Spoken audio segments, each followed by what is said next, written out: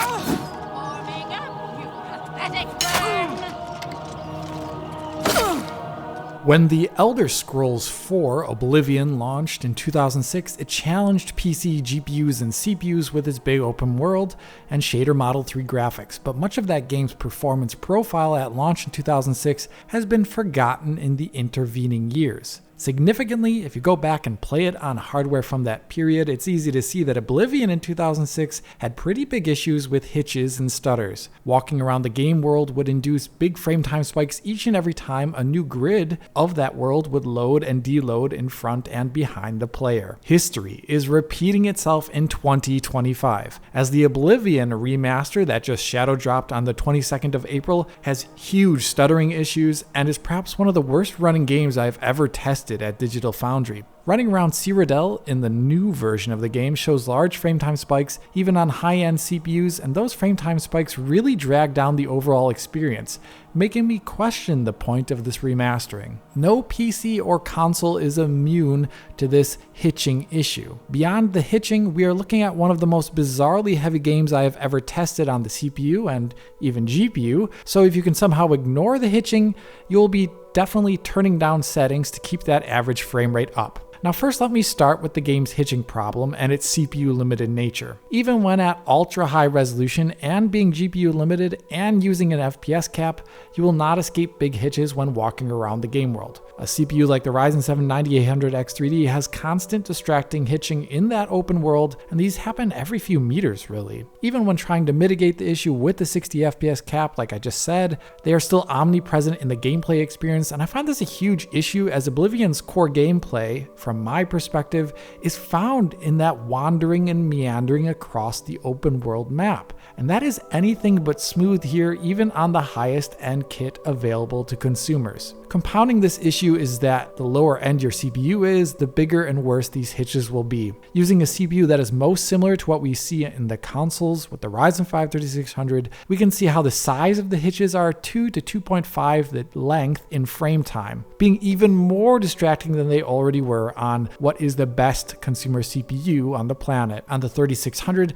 the game visually looks like it is stopping and starting constantly while you're moving around. I find this frankly catastrophic performance. While showing off the comparison between these two CPUs, I want you to also notice the overall frame rate. The resolution has been set low enough here to make it so that the GPU is not anywhere near 100% utilization, and we're seeing the max frame rate the game can run at when CPU bound. Ignoring the constant stutters, one can see how the average frame rates of the 9800X3D are actually a bit low in this remastering, averaging 100 FPS over the run, but being nowhere near as smooth as a constant 100 due to all the big constant frame time spikes. The 9800X3D though has 250% higher performance than the 3600, which manages only 40 FPS on average here. These two CPUs represent the extremes of the CPU spectrum for consumers, and I imagine most modern mid-range CPUs will fall right in the middle here on the lower side, being around 50 to 60 FPS average when running around the game world. That is well maxed out, but with constant hitches interrupting any level of fluidity. Now usually I would say, well then don't just use max settings, of course. And yes, optimized settings could be important.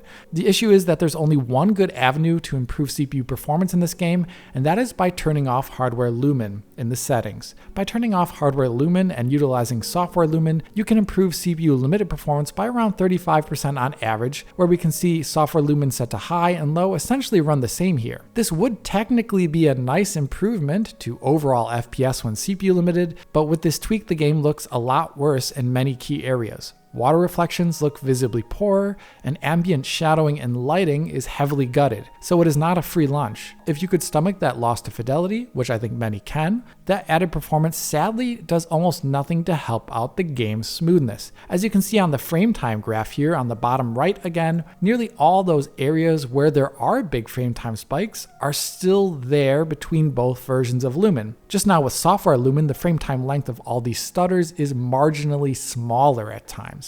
Turning down software lumen is the only meaningful way to improve average CPU limited frame rate, even though it does not help smoothness at all. Turning down other settings shows comparatively insignificant improvements for massive losses to quality.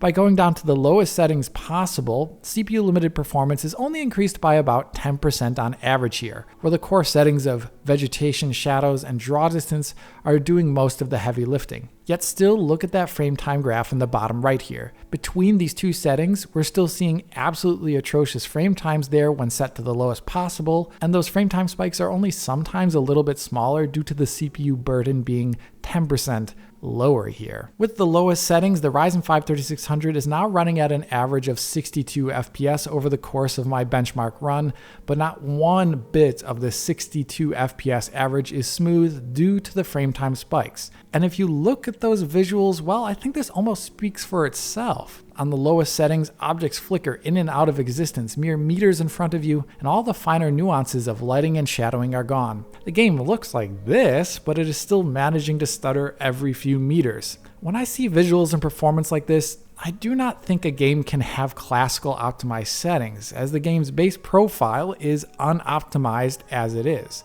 The base performance we're seeing on the CPU here is pretty bizarre. And those frame time hitches are so constant that turning down CPU related settings doesn't aid the core issue in a meaningful way. I'm somewhat flabbergasted here at how the game is running on the CPU, and I question what happened that the game was deemed shippable while having such huge frame time spikes, even while looking like this. At the lowest settings, the game is not visually appealing, of course, and it is arguably worse in some aspects than the game from 2006, yet we're seeing it having these large frame time hitches every few meters. This is just plain bad.